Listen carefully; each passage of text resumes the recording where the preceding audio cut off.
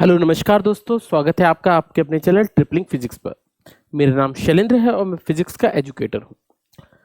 आज हम आपके लिए एक नया लेक्चर लेकर आए हैं। इस लेक्चर का नाम है torque on a current loop in a magnetic field, यानी एक चुंबकीय क्षेत्र तीव्रता में यदि कोई धारावाही लूप रखा जाए तो उस पर कितना टॉर्क यानी बल आघूर्ण आएगा। बल आघूर्ण हमें बताना है। देखते हैं बल आघूर्ण क्या क्या आएगा। देखो, पहली बात कुछ समझ लीजिए। हमने पहले भी जाना था मैग्नेटिक डाइपोल्स क्या होते हैं, और मैग्नेटिक डाइपोल थोड़ा सा पिछले लेक्चर का बता रहा हूं। मैग्नेटिक डाइपोल जिनको हमने वैद्युत द्विध्रुव कहा था, वैद्युत द्विध्रुव कहा था, उस केस में हमने कहा था कि मैग्नेटिक डाइपोल का मतलब यह हुआ कि नॉर्थ पोल और साउथ पोल जब बहुत कम दूरी पर रखे होते हैं, जब उन दोनों के बीच में दूरी बहुत कम होती है, जिसके हमने वैल्यू लिखी थी m equals to small m into 12, है ना, इंटू 12, जिसको हमने इसको कहा था पोल स्ट्रेंथ। पोल स्ट्रेंथ मतलब होता है ध्रुव शक्ति। इतनी बात बोली थी, है ना। इसको हमने कहा था मैग्नेटिक डाइपोल, और मैग्नेटिक डाइपोल मूवमेंट हमने निकाला था। मैग्नेटिक डाइपोल मूवमेंट इतना निकल कर आया था, इसको हम वैद्युत द्विध्रुव आघूर्ण कहते हैं।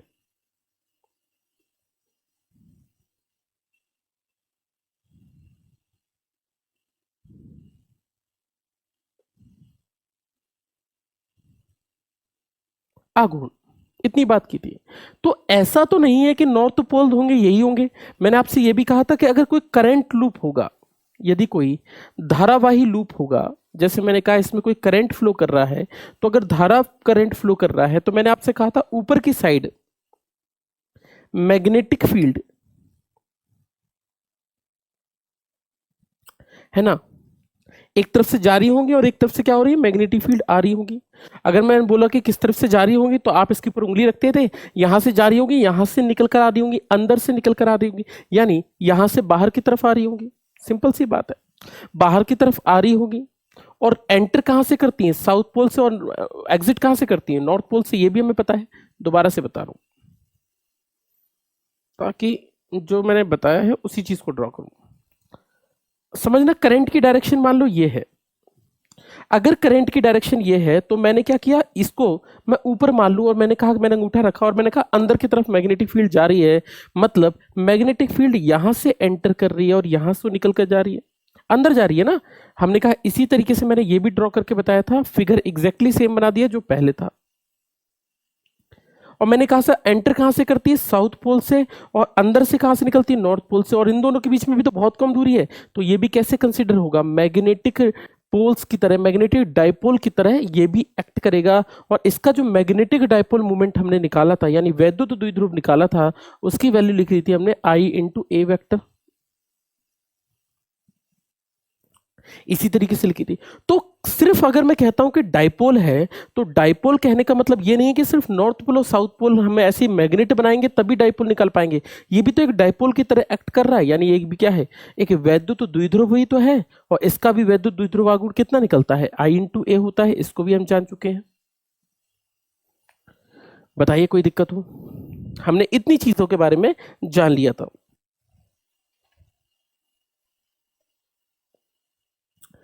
अब क्वेश्चन ये आता है कि अगर मैं इस लूप को उठाकर, अगर मैं इस लूप को या इस डाइपोल को उठाकर अगर मैग्नेटिक फील्ड में रख दूंगा तो क्या ये मूव करेगा अपने आप, और क्या मूव नहीं करेगा। सिंपल सी बात है। ऐसा जरूरी तो नहीं है ऐसा शेप हो। अगर मैं इस शेप को ऐसा कर दूं तो सेब नहीं, सेव, शेप। अगर मैं शेप को ऐसा कर दूं, मैंने कहा आई जो है इस तरीके से एंटर कर रहा है, तब भी तो सिंपल सी बात है, ये भी तो हो सकता है। हमने बोला ठीक है जी, मैग्नेटिक फील्ड यहां से एंटर कर रही है, यहां से निकल रही है, बताइए इसमें क्या दिक्कत है। और इसमें भी ऊपर साउथ पोल बन रहा है, नीचे नॉर्थ पोल बन रहा है, तो ये भी कैसे एक्ट होगा, इसी तरीके से। और इसका भी डाइपोल मूवमेंट क्या होगा, आई इंटू ए होगा। तो भाई कोई सा भी नॉर्थ और साउथ पोल जब कुछ दूरी पर रखे होते हैं, बहुत कम डिस्टेंस पर रखे होते हैं, तो वो सभी क्या कहलाते हैं, डाइपोल्स कहलाते हैं। और डाइपोल्स ऐसे ही करंट लूप को अगर मैं किसी मैग्नेटिक फील्ड में डालूंगा तो क्या वो घूमेगा, क्या उस पर टॉर्क आएगा, क्या बल आघूर्ण आएगा या नहीं आएगा, इसी बात को हमें इस टॉपिक में पढ़ना है। तो ये हमारा पिछले बार का टॉपिक था जिसको हमने स्टडी किया था। आज के टॉपिक को देखते हैं। ठीक है, मिटा दूं?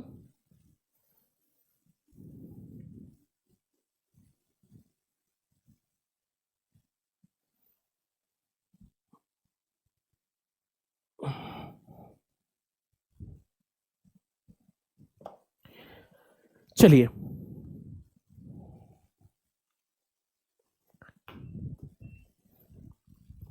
अब मैंने मान लिया कि कोई मैग्नेटिक फील्ड है। मैग्नेटिक फील्ड मतलब अंदर की तरफ एक चुंबकीय क्षेत्र तीव्रता है। इसके अंदर मैंने एक लूप रख दिया जो हमें पढ़ना है।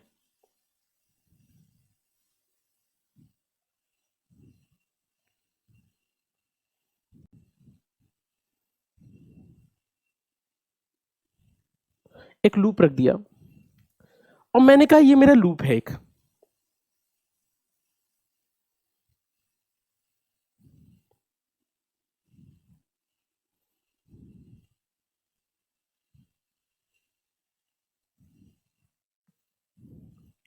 अगर मैं इसको लूप मानकर चलता हूं तो मान लीजिए इसमें कोई करंट फ्लो कर रहा है, धारा फ्लो कर रही है।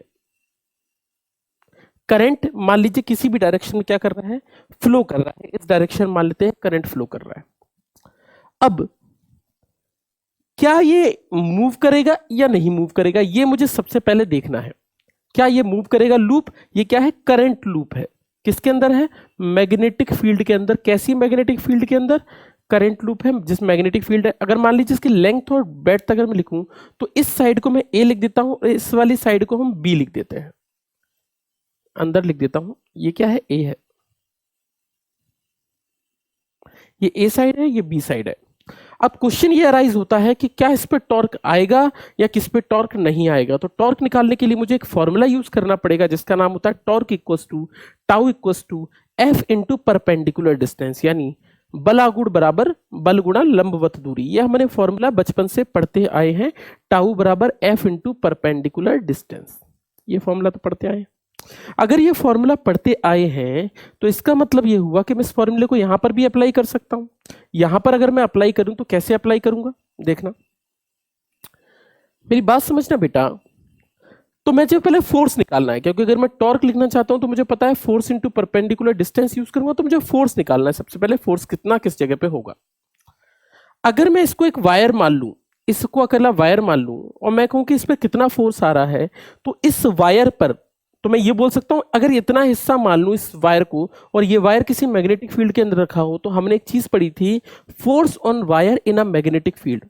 Force on wire in a magnetic field की बात करूं तो force on wire in a magnetic field हमने क्या पढ़ा था, आपको याद हो? फोर्स था F equals to B I L sine theta, और थीटा किसके बीच का एंगल था? आई और बी। फिर थीटा किसके एंगल के बीच था? बी और एल के बीच का एंगल था। ये हमने पढ़ा था। अब मेरी बात समझना, मैग्नेटिक फील्ड अंदर की तरफ है, लेंथ ऐसे है, ठीक है? मैग्नेटिक फील्ड ऐसी है, लेंथ इधर है। लेंथ की अगर मैं बात करूं, लेंथ को हम क्या बोलते थे? लेंथ वेक्टर से नापते थे। अब लेंथ अगर इस डायरेक्शन में है और बी अंदर की तरफ है, लेंथ ऐसे में है, तो इन दोनों के बीच में एंगल कितना है? बी क्या है? अंदर, और ये क्या है? ऐसे में, तो इन दोनों के बीच में एंगल कितना है? 90 डिग्री। इतना तो समझ में आ रहा है। तो इस वाले पे अगर मैं फोर्स देखूं तो इसमें फोर्स कितना निकल कर आएगा? थीटा की वैल्यू 90 तो होगी, इतना तो हमें पता है, क्योंकि ये कितने कैसे में है? ऐसे में है, और ये मैग्नेटिक फील्ड कैसे? अंदर की तरफ। तो ये दोनों एक दूसरे के परपेंडिकुलर, थीटा 90 है। पर मुझे इसकी डायरेक्शन देखना जरूरी है, क्योंकि फोर्स क्या है? वेक्टर क्वांटिटी है। अब फोर्स निकालने के लिए हम कौन सा नियम इस्तेमाल करते थे? फोर्स के लिए याद कीजिए, हम करते थे राइट हैंड पाम रूल का इस्तेमाल। मैग्नेटिक फील्ड के लिए भी राइट हैंड पाम रूल होता था, राइट हैंड थंब रूल होता था। मैग्नेटिक फील्ड निकालने के लिए हम क्या करते थे? ये वाली चीज को करंट धारा की दिशा में, और जहां उंगलियां मुड़ती थी वो बी की डायरेक्शन में। फोर्स निकालने के लिए क्या करते थे? ये जो आगे की उंगलियां है ये बी की डायरेक्शन में, ये करंट की धारा की दिशा में, और ये पाम होता था, ये किसमें? फोर्स बताता था। तो जरा देखिए इसमें फोर्स कहां लगेगा। मैग्नेटिक फील्ड अंदर, करंट यहां पर इस साइड। मेरी बात समझ रहे हो? देखो, मैंने कहा ये उंगलियां रखी मैंने अंदर की तरफ, अंगूठा कहां हुआ? इस साइड। तो मैंने कहा इस साइड, ठीक है, करंट की डायरेक्शन, और मेरा थंब पाम कहां पर? नीचे की तरफ। तो मतलब फोर्स कहां लग रहा है? नीचे की तरफ। फोर्स नीचे की तरफ लग रहा है, मतलब नीचे की तरफ फोर्स आएगा। और कितना आएगा अगर मैं बात करूं तो मुझे पता है एफ बराबर होता था B I L sine theta. ये कितना है? Small B, B I L, L कितना है? स्मॉल बी, इतना निकल कर आएगा। और थीटा तो यहां पर साइन 90 है ही, साइन 90 है ही, क्योंकि क्यों 90 है ये मैं आपको बता चुका हूं, क्योंकि थीटा जो है इज एंगल बिटवीन, किसके बीच का एंगल होता है, एंगल बिटवीन,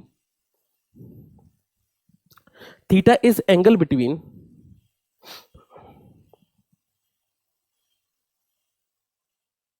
थीटा किसके बीच का एंगल होगा, तो थीटा एंगल बिटवीन होगा आपका एल और बी के बीच में। तो आपने ठीक है, यहां पर तो थीटा 90 है, तो यहां पर जो फोर्स निकल कर आया वो कितना निकल कर आया, बी आई बी निकल कर आया। ठीक है जी, ठीक है भाई। अब अगर इसी की बात कर रहे हैं तो मैं बोलूं कि ये वाला फोर्स इतना निकला, तो इस पर फोर्स कितना आएगा, तो फिर मैंने अपना पाम लिया और इसको अंदर रखा, करंट की डायरेक्शन ऊपर है, अब की बार फोर्स किस तरफ आएगा, इस तरफ। तो इधर पे अगर मैं फोर्स निकालूंगा तो यहां पर फोर्स कितना लगेगा, इस वाले वायर पर, यहां पर फोर्स लगेगा आपका F equals to B I L, L कितना है यहाँ पर ए। ऐसे इस वाले पे अगर मैं फोर्स देखूं तो इस वाले वायर पे कहां फोर्स लगेगा, ये मैंने उंगलियां रखी, ये मेरा अंगूठा रहा, ये मेरा फोर्स किस तरफ आएगा, इस तरफ। तो ये भी मैंने फोर्स लिखा, कितना निकल कर आएगा, फोर्स निकल कर आएगा बी आई बी, नहीं ये भी बी आई, रेक्टेंगल है ना तो कोई दिक्कत ही नहीं है। इस पे फोर्स निकालोगे तो कहां आएगा, ऊपर की तरफ, और ये निकल कर आएगा F equals to B I B. अब आप ये देखेंगे कि ये चारों फोर्सेस इक्वल हैं, और क्योंकि चारों फोर्सेस इक्वल हैं, बल बराबर है, तो अगर सभी के सभी बराबर हैं तो मैं इतना कह सकता हूं कि सारा जो एफ नेट निकल कर आएगा पूरे पर, उस एफ नेट की वैल्यू कितनी निकलेगी, 0 निकलेगी। और अगर एफ नेट 0 निकलेगा तो इसका मतलब टॉर्क भी कितना निकलेगा, 0 निकलेगा।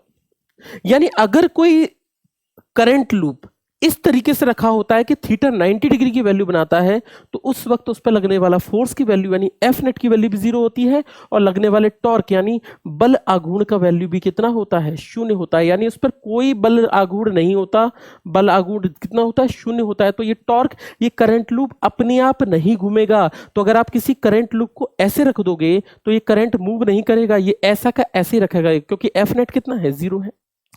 तो अब हमें क्या करना पड़ेगा, इसको एफ नेट को कैसे भी करके 0 से पोजीशन से हटाना पड़ेगा। कैसे, 0 की पोजीशन से हटाना पड़ेगा। अब हम कैसे हटाएंगे, तो हम इस लूप को थोड़ा सा घुमा देते हैं। अगर आपने इलेक्ट्रिकल डाइपोल पढ़ा हो तो याद कीजिए, डाइपोल को अगर आप थोड़ा सा खिसकाते थे तो डाइपोल तुरंत भागकर ऐसे पहुंच जाता था, तुरंत।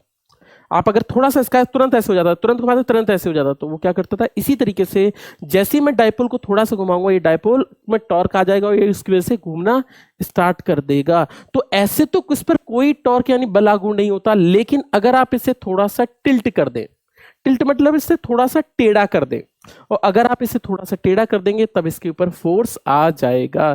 तो मैंने कहा टेढ़ा कर देते हैं इसको थोड़ा सा, हमने कहा ठीक है, इसको हमने थोड़ा सा टेढ़ा कर दिया। ये किसमें है, मैग्नेटिक फील्ड में है।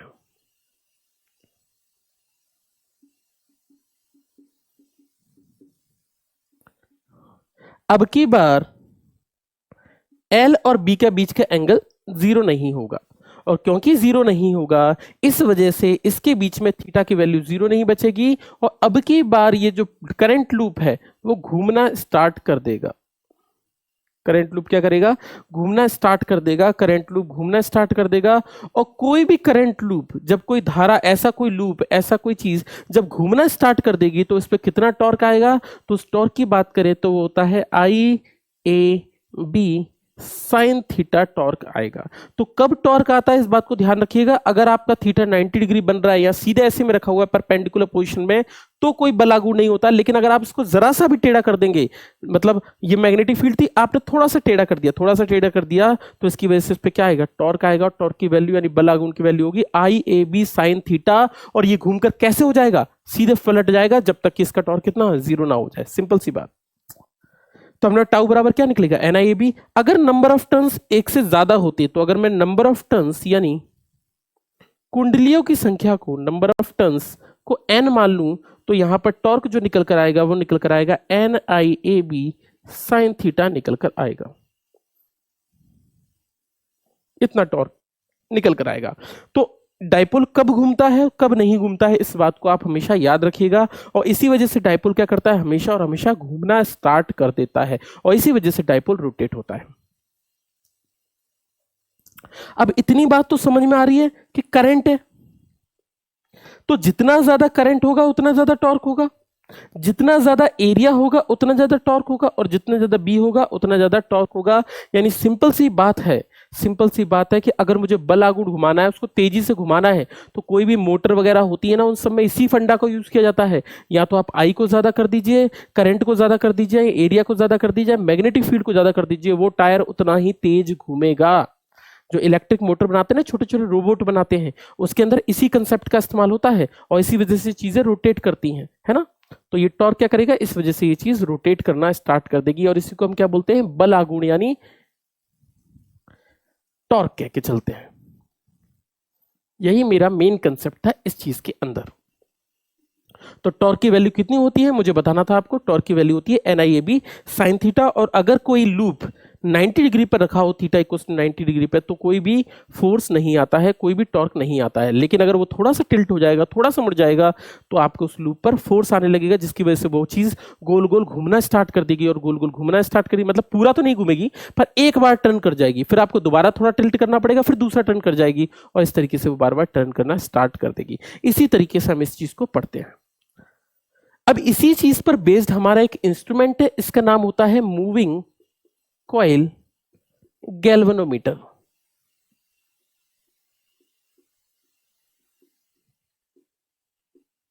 मूविंग कॉइल गैल्वेनोमीटर, ठीक है। मूविंग कॉइल गैल्वेनोमीटर, इसको हमें स्टार्ट करना है, नोट डाउन कर लीजिए।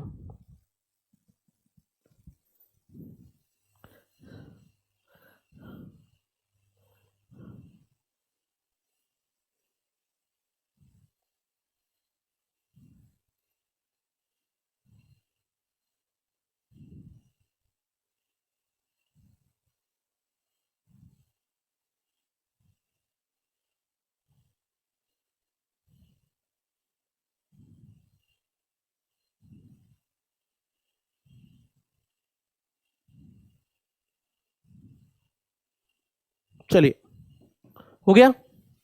स्टार्ट करते हैं मूविंग कॉइल गैल्वेनोमीटर, है ना। तो इसको चल कुंडली धारामापी भी कहते हैं हिंदी में, धारामापी, या आप हो सकता है किसी और नाम से इसको जानते हो। जिसको हम कहते हैं मूविंग कॉइल गैल्वेनोमीटर। गैल्वेनोमीटर करता क्या है, तो पहली बात, गैल्वेनोमीटर इट डिटेक्ट्स, मेजर्स और डिटेक्ट, ये बस ये पहचानता है कि धारा है या नहीं है, और detect the very small current, और ये बहुत ही छोटे करंट को नापने के काम में आता है।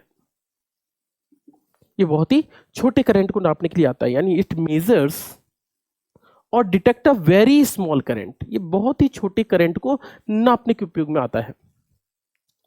ऐसा हमें पता है।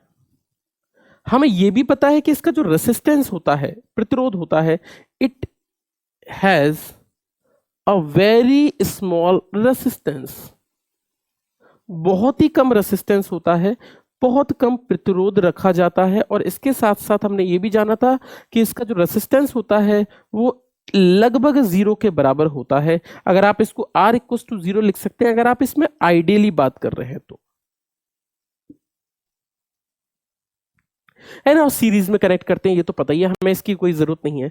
मेन जो जरूरत है, जो आपके एग्जाम से रिलेटेड इसमें क्वेश्चन बनता है, वो है कि what is the principle of moving coil galvanometer. इसका प्रिंसिपल यानी सिद्धांत क्या होता है, किस कंसेप्ट पे काम करता है, किस कंसेप्ट पे काम करता है, ये हमारे लिए, इसके लिए जानना जरूरी है। ये काम करता है टॉर्क ऑन करंट लूप, जो अभी हम पढ़ रहे थे, इसी टॉपिक पर बेस्ड था। Current loop placed in magnetic field, यानी जब कोई धारावाही लूप चुंबकीय क्षेत्र तीव्रता में रखा जाता है, जब कोई धारावाही लूप चुंबकीय क्षेत्र तीव्रता में रखा जाता है, तो वो घूमना स्टार्ट कर देता है। और उसी के आधार पर क्या है, दोबारा फील करो इस चीज को, कि जब कोई लूप मैग्नेटिक फील्ड में रखेंगे तो वो घूमना स्टार्ट कर देगा, और उसी चीज पर आधारित होता है।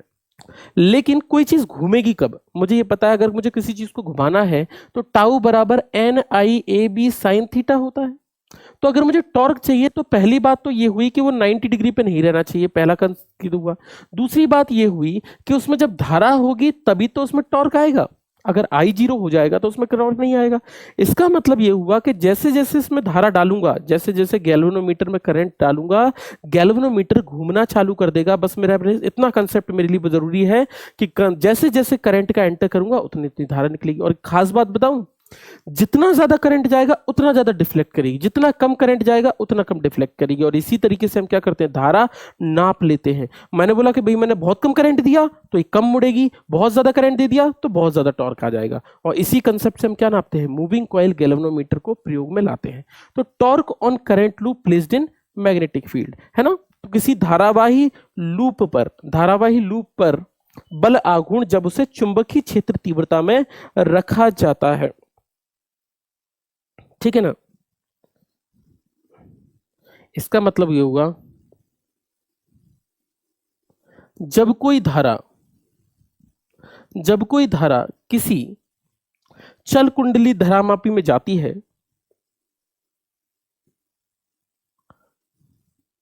चल कुंडली धारामापी में जाती है, चल कुंडली धारामापी में जाती है, तो जैसे ही करंट एंटर करता है, बल आघूर्ण आ जाता है।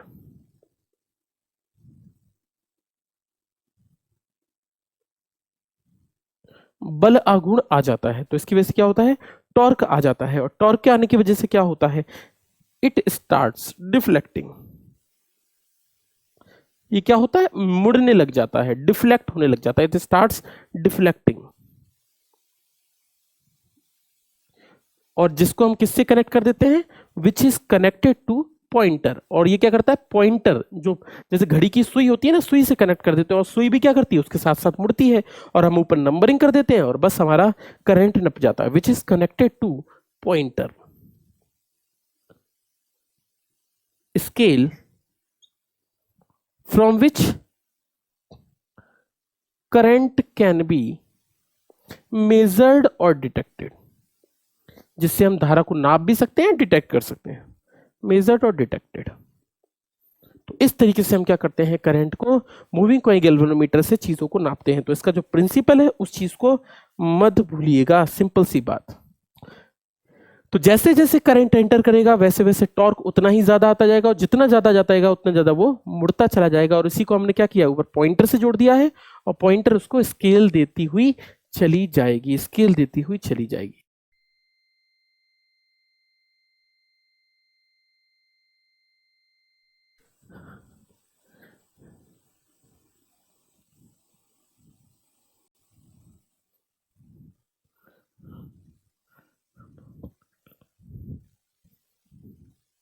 चलिए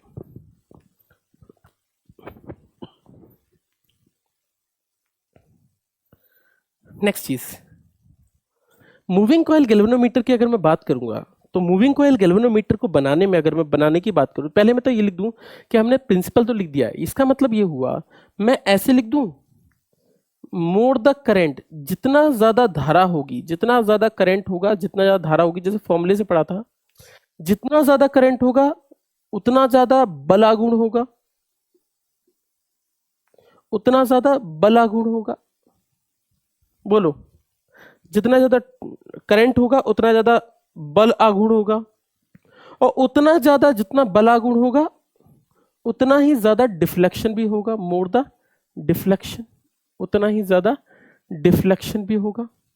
मतलब उतना ज्यादा सुई मुड़ेगी, और जितना ज्यादा डिफ्लेक्शन होगा उतनी ज्यादा रीडिंग भी निकल कर आएगी, more the reading.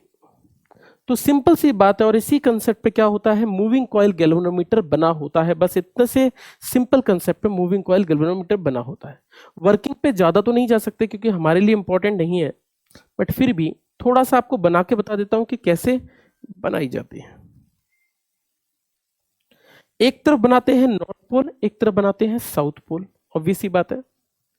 Magnetic field north pole से साउथ पोल ही जाएगी, इसमें तो कोई समस्या ही नहीं है,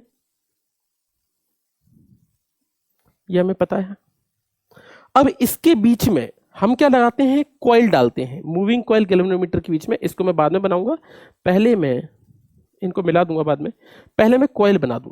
तो कॉइल कैसे, थोड़ी सी टिल्टेड बनाना है। अब टिल्टेड क्यों बनाई है, जिन लोगों को नहीं पता, मैंने थोड़ी देर पहले बताया था, अगर आप बिल्कुल परपेंडिकुलर रख दोगे तो कॉइल में कोई टॉर्क ही नहीं आएगा। तो आपने कहा थोड़ी सी टिल्टेड बनाना है, टिल्टेड मतलब ऐसी टिल्टेड बनाना है। ऐसी कॉइल ऊपर की साइड से पॉइंटर से कनेक्ट कर दी जाती है, पॉइंटर पे रीडिंग लिख दी जाती है।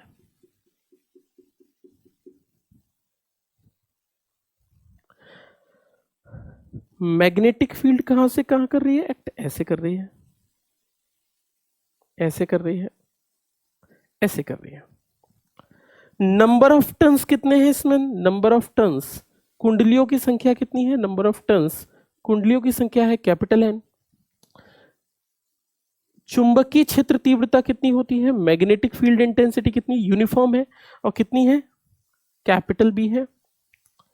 एरिया कितना है इस प्लेट का, एरिया ऑफ कॉइल कितना है, ए है। ठीक है जी।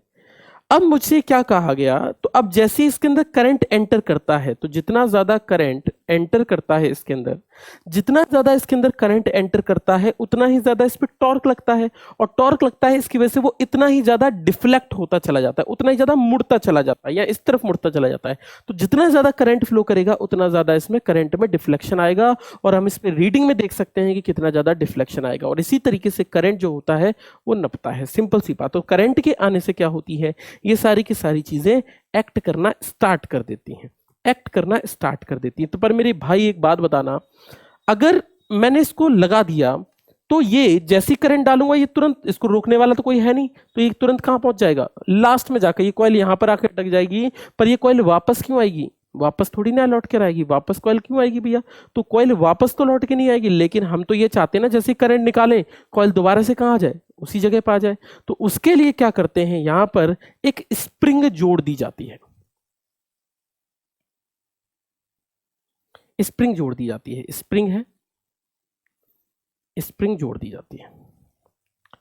अब इसमें स्प्रिंग जोड़ देते हैं, तो ये क्या करती है, जैसे जैसे मुड़ती जाती है स्प्रिंग, मुड़ती जाती है, मुड़ती जाती है, मुड़ती जाती है, और जैसे करंट छूटा दोबारा से स्प्रिंग पहुंचकर वहीं, जैसे हम कोई रस्सी बांध देते हैं ना, रस्सी को नीचे से मोड़ते जाते मोड़ते जाते मोड़ते जाते, एक टाइम बाद मोड़ना मुश्किल हो जाता है, लेकिन जैसे ही छोड़ते हैं वो दोबारा से घूमकर कहां आ जाती है, अपनी जगह पर आ जाती है। वैसे ही नीचे स्प्रिंग लगी है, जैसे जैसे कॉइल मुड़ती जाएगी मुड़ती जाएगी मुड़ती जाएगी, नीचे ऐंठ भरती जाएगी इसमें स्प्रिंग में, और जैसे ही आप इसको छोड़ोगे करंट को, वैसे ही स्प्रिंग दोबारा से अनफोल्ड होगी और दोबारा कहां पहुंच जाएगी, अपनी ही मीन पोजीशन पे पहुंच जाएगी, अपनी ही जगह पर पहुंच जाएगी। और इसी आधार पर क्या होता है, हमारा मूविंग कॉइल गैल्वेनोमीटर कार्य करता है, मूविंग कॉइल गैल्वेनोमीटर कार्य करता है ना। पर मेरा मकसद आपको वर्किंग पढ़ाना नहीं था, बट फिर भी मैं आपको बस बताना चाह रहा हूं कि किस तरीके से एक्ट इसमें हो रहा है। अब इसके अंदर टॉर्क कितना है मूविंग कॉइल, कुछ फॉर्मूले पे बात कर लेते हैं। तो टॉर्क कितना होता है तो हम पहले भी पढ़ चुके हैं, अगर कोई कॉइल आएगी तो NIAB साइन थीटा यूज होगा, सिंपल सी बात। थीटा किसके बीच का एंगल है, theta is angle between magnetic movement and B. आप बोले सर ये क्या बोल दिया आपने, बेटा कुछ नहीं बोला है मैंने, ये जो NIA है ना, याद कीजिए NIA जो था वो हमने थोड़ी देर पहले जाना था, अगर आपको याद हो, दिख रहा है आपको, ये जो NIA है थोड़ी देर पहले हमने बोला था I इंटू ए, लिखा था I इंटू ए वैक्टर, ये लिखा था मैग्नेटिक मूवमेंट का फॉर्मूला, कैपिटल M का फॉर्मूला लिखा था करंट लूप के लिए, नहीं लिखा तो आप लेक्चर की स्टार्टिंग में देखिए, हमने लिखा था I बराबर I इंटू ए। अगर एक से ज्यादा नंबर ऑफ टर्न्स हो जाएंगे तो उसके लिए इस फॉर्मूले को हम ऐसे लिख पाएंगे, लूप के लिए NIA लिख देंगे। तो ये NIA है क्या वास्तविकता में, M ही तो है। तो टाउ का फॉर्मूला मैं डायरेक्टली ये भी तो लिख सकता हूं, M into B sine theta, क्या प्रॉब्लम है। और ये जो थीटा एंगल है वो इन दोनों के बीच का ही तो एंगल है। वास्तविकता में ये NIA होता क्या है, कैपिटल M यानी मैग्नेटिक मूवमेंट, यानी मैग्नेटिक डाइपोल मूवमेंट ही तो होता है ना। चुंबकीय द्विध्रुव आघूर्णित तो होता है ये। तो इस तरीके से हम इसको लिख देंगे टाउ बराबर MB साइन थीटा, और ये जो थीटा है वो एंगल किसके बीच में, M और B के बीच में एंगल है, M और B के बीच में एंगल है, M और B के बीच में एंगल है। मेरे ख्याल से आपको तकलीफ नहीं होगी, लेकिन फिर भी B की डायरेक्शन किससे बताई थी, ये बताई थी हमने राइट हैंड थंब रूल से। फोर्स की डायरेक्शन किससे बताई थी?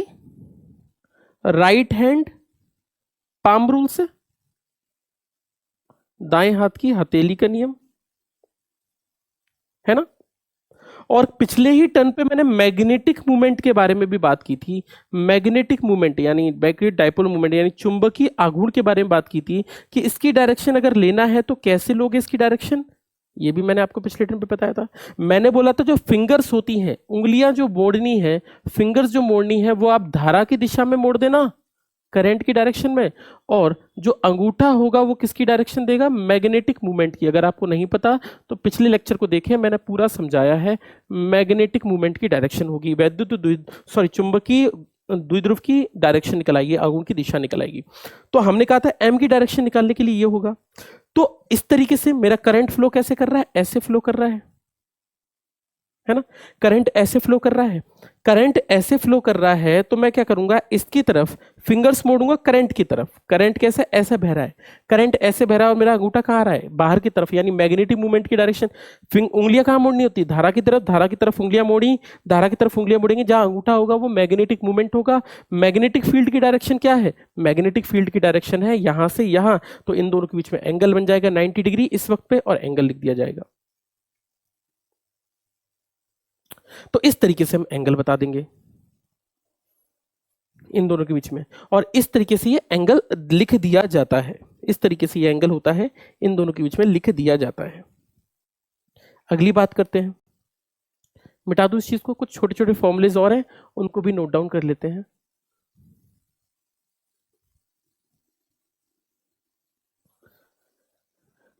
अब छोटी सी बात स्प्रिंग के बारे में, मेरी बात समझना। स्प्रिंग जो होती है, स्प्रिंग का एक खास फंक्शन है। स्प्रिंग का एक खास फंक्शन होता है।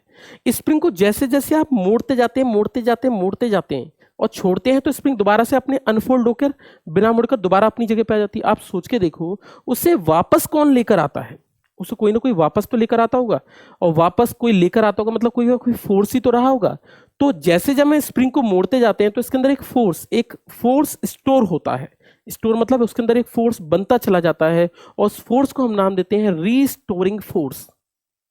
जो आप लगा रहे हो मोड़ने के लिए तो वो तो आपका फोर्स हो गया, और इसके अंदर जो जमा हो गया है जो उसको वापस लेकर आएगा, उस फोर्स को हम क्या बोलते हैं? रीस्टोरिंग फोर्स कहकर चलते हैं। तो स्प्रिंग जो होती है,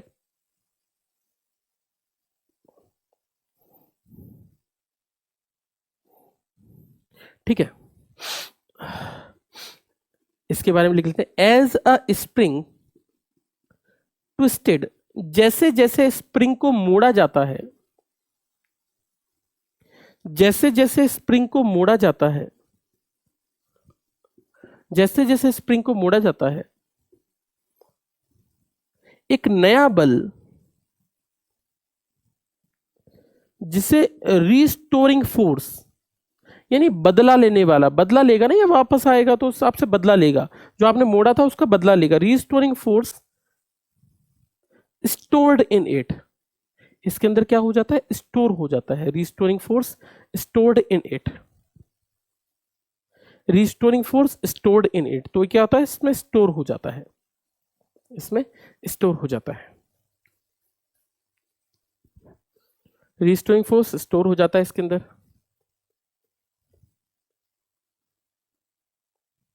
ठीक है। आ रही मेरी बात समझ? चलो, रिस्टोरिंग फोर्स स्टोर हो जाता है इसके अंदर, तो इसके अंदर एक फोर्स स्टोर हो जाता है जिसको रिस्टोरिंग फोर्स कहते हैं। और इस रिस्टोरिंग फोर्स की वजह से क्या डेवलप होता है? और इसकी वजह से एक नई चीज आ जाती है, इसका नाम होता है रिस्टोरिंग टॉर्क। नहीं समझ में? दोबारा बताता हूं। एक तो वो टॉर्क है जिसकी वजह से कॉइल घूम रही है, जिसकी वजह से कॉइल ट्विस्ट होती है। अब ट्विस्ट होती जाएगी तो एक और टॉर्क आएगा ना जिसकी वजह से वो गोल, भैया घूमना तो गोल ही है ना, तो भैया वो गोल घूमेगा, तो जो दूसरा टॉर्क आएगा वो क्या करेगा? उस कॉइल को दोबारा से अनफोल्ड करेगा, उस स्प्रिंग को दोबारा से अनफोल्ड करेगा। वो जो टॉर्क आता है उसको हम नाम देते हैं रीस्टोरिंग टॉर्क। एक और नाम से इसको हम जानते हैं, इसको हम टॉर्जनल, टॉर्जनल भी कहकर चलते हैं, टॉर्जनल कांस्टेंट भी कहते हैं, टॉर्जनल कांस्टेंट भी कहते हैं। इसका मतलब बताता हूं क्या होता है। टॉर्जनल कांस्टेंट भी कहते हैं। इंग्लिश में से टॉर्जनल कांस्टेंट भी कहते हैं, या बदला लेने वाला एक बला गुण है, इसको हम टॉर्जनल कांस्टेंट की तरह से जानते हैं। ये टॉर्जनल कांस्टेंट क्या होता है, ये थोड़े डिटेल में जा रहा हूं, ठीक है। ये टॉर्जनल कांस्टेंट क्या होता है, अब भाई जैसे जैसे स्प्रिंग को मोड़ते जाओगे इसके अंदर एक नया टॉर्क आना जमा होता गया, जिसको नाम है टॉर्जनल टॉर्क, टॉर्जनल टॉर्क या टॉर्जनल कांस्टेंट। ये जो टॉर्जनल कांस्टेंट होता है, ये क्या होता है, ये हर एक स्प्रिंग का कांस्टेंट होता है। क्या होता है, कांस्टेंट होता है, ठीक है जी। ये करता क्या है, और ये स्टार्टिंग में तो कांस्टेंट होता है, ये कुछ बहुत छोटी वैल्यू के लिए तो कांस्टेंट होता है, लेकिन जैसे जैसे आगे बढ़ते जाओगे ये सॉरी बदलता चला जाएगा। देखना मेरी बात, कैसे बदलता है, जैसे कैसे बदलता है, ट्विस्ट जितना मोड़ा, और ये है मेरा टॉर्जनल कांस्टेंट, ये कैसे बदलता है। टॉर्जनल कांस्टेंट को इनिशियल वैल्यू, इसकी प्रारंभिक जो वैल्यू होती है वो सी ले ली जाती है। तो अगर आपने मान लीजिए इस स्प्रिंग को 1 डिग्री टॉर्स किया, टॉर्जनल कांस्टेंट मतलब कितना ज्यादा मजबूती आएगी, तो टॉर्जनल कांस्टेंट क्या करेगा, जैसे अगर आपने इसे 1 डिग्री मोड़ा, 1 डिग्री अगर आप इसे मोड़ोगे तो 1 डिग्री मोड़ने पर क्या होगा, 1 डिग्री मोड़ने पर मान लीजिए इसका टॉर्जनल कांस्टेंट क्या है, सी है। तो अगर आप इसे 2 डिग्री मोड़ दोगे तो इसका टॉर्जनल कांस्टेंट कितना हो जाएगा, 2c हो जाएगा। इसे 3 डिग्री मोड़ दोगे, 3 डिग्री मोड़ दोगे तो कितना हो जाएगा, 3c हो जाएगा। यानी टॉर्जनल टॉर्क उतना ही ज्यादा बढ़ता जाता है। इसलिए जब स्प्रिंग को अनफोल्ड करते हो ना, याद करो स्प्रिंग को जब हम बहुत थोड़ा मोड़ते हैं तो वो इतनी तेजी से वापस नहीं आती। जब स्प्रिंग को बहुत ज्यादा मोड़ देते हैं और जब छोड़ते हैं तो स्प्रिंग बहुत तेजी से मोड़ती है, फिर धीरे धीरे कम होती जाती है और फिर जाके रुकती है।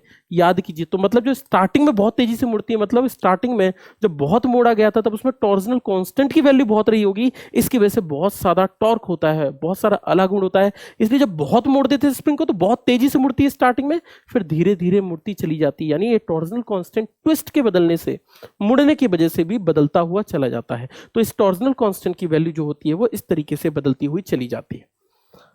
अब हमने दोबारा से पूरे कंसेप्ट को समझना, हमने जब किसी गैल्वेनोमीटर को करंट दिया तो करंट देने की वजह से वो कॉइल जो थोड़ी सी मोड़ी गई थी, स्टार्टिंग में पूरी ऐसे नहीं थी, हमने थोड़ी सी टेढ़ी रखी थी। अब वो जो टेढ़ी सी कॉइल थी वो थोड़ी मुड़ेगी, और जैसे मुड़ती जाएगी मुड़ती जाएगी मुड़ती जाएगी, एक बात समझना, तो मुड़ के इसको रुकना तो चाहिए कहीं।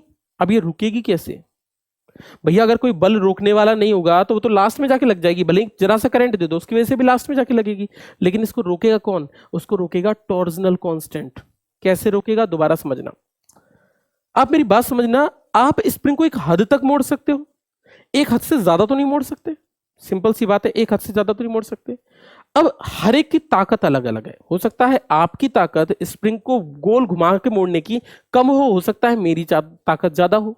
मेरी बात, तो मतलब अगर मैं अपने आप को कंसीडर कर लूं, अपने आप को मान लूं बाहर का टॉर्क जिसकी वजह से कॉइल घूम रही है, करंट मान लूं अपने आप को, यानी मान लो कि करंट हूं मैं करंट हूं, आप भी करंट है, तो आप अपने आप को कंसीडर कर ले करंट। अब मैं मोड़ूंगा इसको, लेकिन मैं मोड़ता जाऊंगा, मुझे अपोज कौन कर रहा है, टॉर्जनल कांस्टेंट, ठीक है।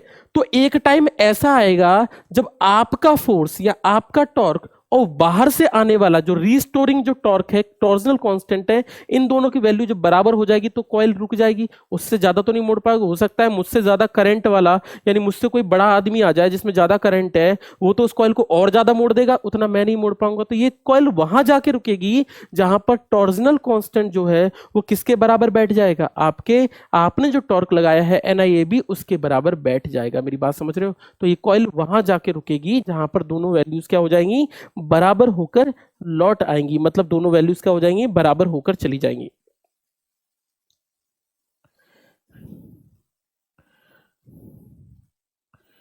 ठीक है ना, लिख के भी बताता हूं कैसे।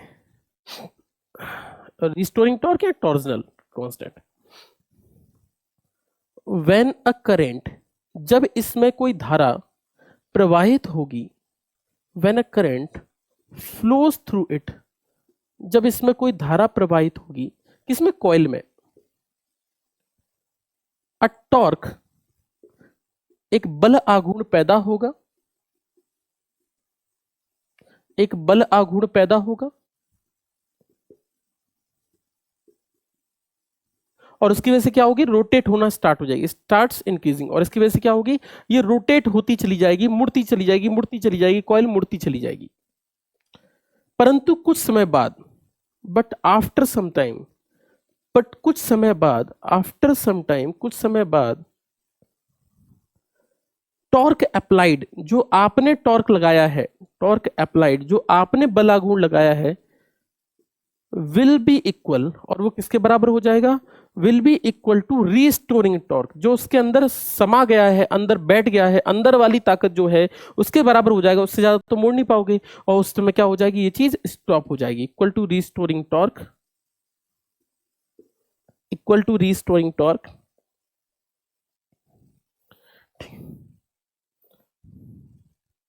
ठीक है ना भाई,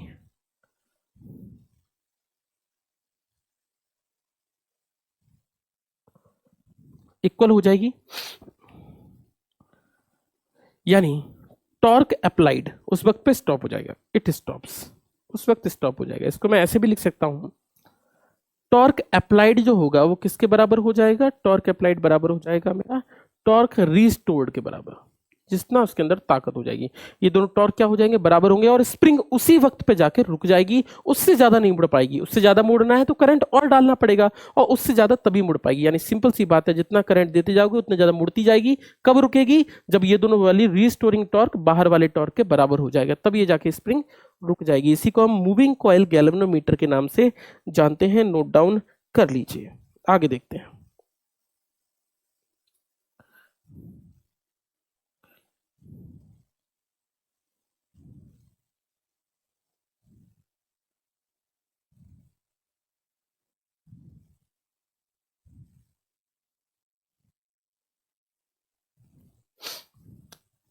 ठीक है,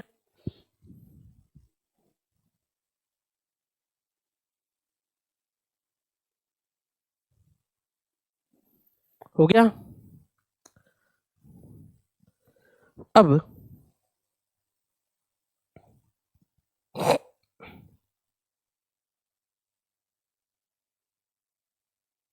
लिख लिया। अब टाउ अप्लाइड को हम किसके बराबर, हमें पता है बाहर लगाया जाने वाला टॉर्क कितना था, N I A B sine theta, उसको हमने किसके बराबर है, रीस्टोर के बराबर। रीस्टोर की वैल्यू होती है सी फाई। फाई क्या है, एंगल जितना ट्विस्ट किया गया है, एंगल ऑफ ट्विस्टिंग, जितना एंगल ट्विस्ट किया गया, जितना एंगल मोड़ा गया, उसको इससे लिख सकते हैं। या ऐसे भी बोलते हैं कि भैया angle between area vector and magnetic field, ऐसे भी बोलते हैं, area between, sorry angle between area vector and B के बीच का एंगल, इतनी वैल्यू हो जाएगी। इसको और लिखें तो यहां से आप करंट निकाल सकते हैं कि करंट की वैल्यू इस वक्त क्या रही होगी। तो करंट की वैल्यू निकालोगे तो उस पूरे को नीचे ले जाने दो, सी फाई अपॉन हो जाएगा, ये हो जाएगा एन ए बी, ये मेरे करंट की वैल्यू होती है। इतना नोट डाउन कर लीजिए। दिख रहा है, नहीं दिख रहा, चलो मैं इस साइड लिख देता हूं। तो करंट की वैल्यू क्या होगी यहां से, तो करंट की वैल्यू होगी I equal to C phi upon N A B sine theta. इस तरीके से वैल्यू निकलकर आ जाएंगी, यही मेरा वैल्यू है, सिंपल सी बात। ठीक है ना, इस तरीके से मैं इस चीज को लिख सकता हूं। इसको मूविंग कॉइल गैल्वेनोमीटर के नाम से ही जानते हैं। अब हमें एक चीज और निकाल ली इसके अंदर, उसको बोलते हैं करंट सेंसिटिविटी। ठीक है, इसको भी नोट डाउन कर लीजिए कि कितनी सेंसिटिविटी है इसके अंदर,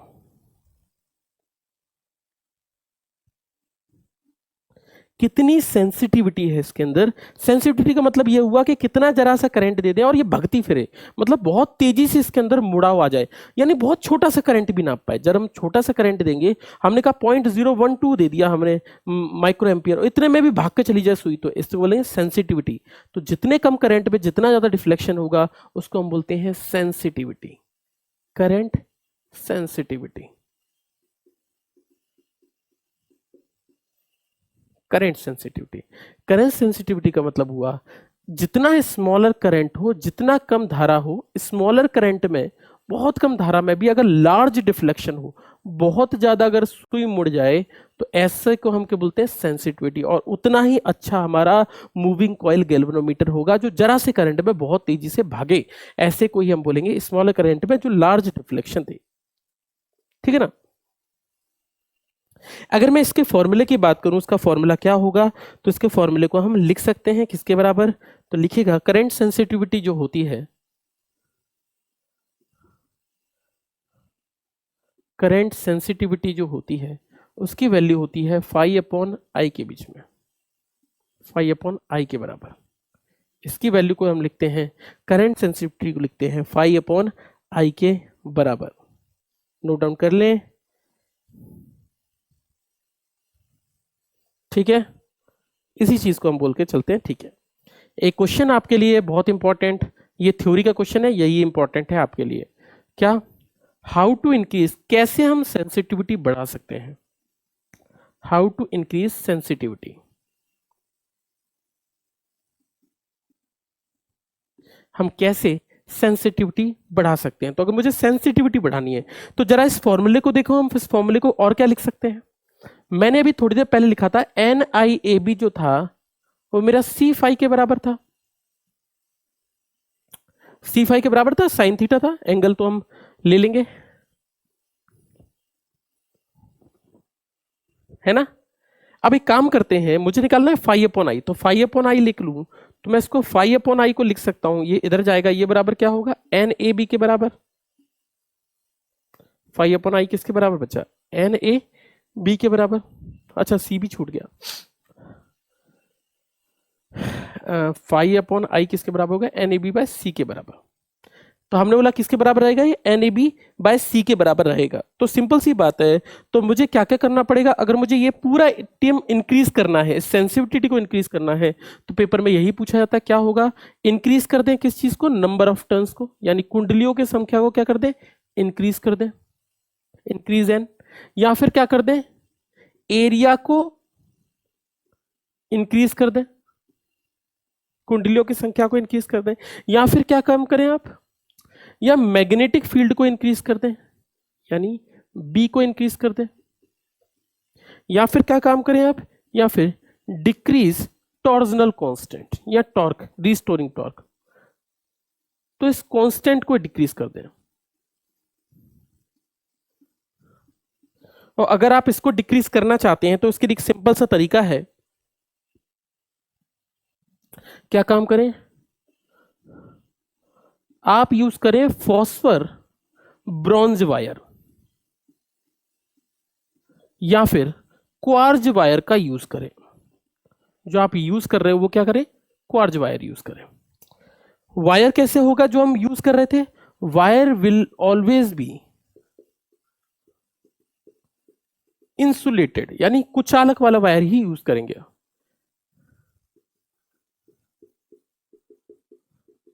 ताकि दूसरे पे, मतलब बाहर की तरफ से इंसुलेटेड हो, ताकि दूसरों को अफेक्ट ना करे। इस तरीके से हम इसको लिख सकते हैं। तो मेरा ये चीज निकल कर आती है। इसको हम मूविंग कॉइल गैल्वेनोमीटर कहते हैं। ये जो चीजें हैं लास्ट में लिखी है वो हमारे लिए इंपॉर्टेंट है। बाकी हमारे कॉम्पिटिटिव एग्जाम में वर्किंग वगैरह की कोई खास आवश्यकता नहीं है, लेकिन फिर भी इस तरीके से हम मूविंग कॉइल गैल्वेनोमीटर को स्टडी करते हैं। तो आपका मैग्नेटिज्म का जो पोर्शन था वो कंप्लीट होता है। आगे आपके इलेक्ट्रोमैग्नेटिज्म, एसी, बहुत सारे टॉपिक्स निकल कर आते हैं। तो मैग्नेटिज्म यहाँ पर कंप्लीट होता है। ठीक है, आप लोग पढ़ते रहिए, ध्यान देते रहिए चीज़ों को। और आप लोग जानते हैं हम नए प्लेटफॉर्म पे भी आए हैं, तो जो नए प्लेटफॉर्म पे आए हैं आप उसके साथ भी जुड़े रहिए, है ना। वहीं पर बाकी चीज़ें भी कंप्लीट होती चली जाएंगी, ठीक है ना।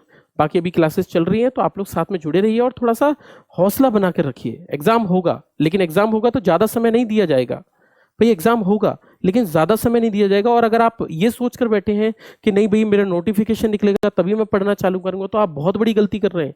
आपको बहुत बड़ा नुकसान हो जाएगा इस साल का। एग्जाम का भरोसा नहीं है। देखो, दूसरा एग्जाम तो नहीं होगा इस साल, यही एक एग्जाम होना है। तो इसलिए आप किसी भी हालत में लॉस ना करें। हो सकता है अगला एग्जाम बहुत टाइम बाद आए, तो इसीलिए कोशिश करो जब भी एग्जाम होगा तो आपके लिए चीज़ है कि अपना एकदम मनोबल बना के रखिए और अभी से प्रिपरेशन स्टार्ट कीजिए, ताकि अगर कल भी एग्जाम ले लूँ तो कल भी आप सिलेक्शन लेकर चले जाओ। तो इसलिए अपनी तैयारी बहुत अच्छे से करना स्टार्ट कर दो, क्योंकि अगर आपने गैप दे दिया ना 20 दिन का भी, तो आप ये समझ लो आप सब भूल गए। इसलिए ज़्यादा जरूरी है कि आप चीज़ों को रिवाइज करते ना, पढ़ते रहें।